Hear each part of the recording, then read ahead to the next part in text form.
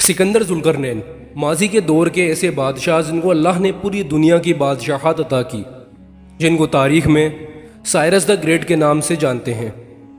दुनिया में 4 ऐसे बादशाह गुजरे हैं जिनको अल्लाह ने पूरी दुनिया की बादशाहत अता की। उन चारों बादशाहों में से 2 बादशाह मुसलमान गुजरे हैं और 2 काफिर। उन्हीं 2 मुसलमान बादशाहों में से एक हैं सिकंदर ज़ुल्करनैन।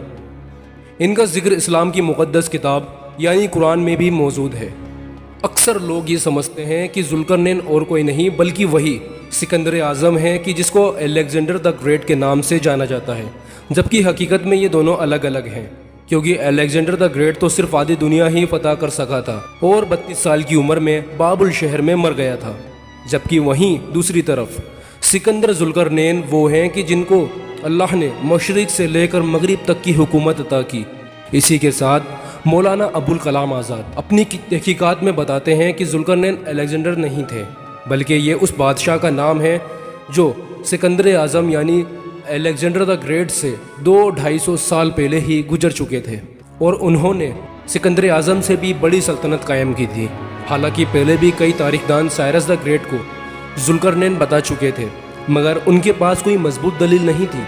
लेकिन मौलाना अबुल कलाम आज़ाद इस तरह की कई दलीलें रखने में कामयाब हो चुके थे कि जिनमें ये साबित हो सके कि ज़ुल्करनैन ही साइरस द ग्रेट है, जिनसे लोगों को उन पर यकीन भी हो गया था।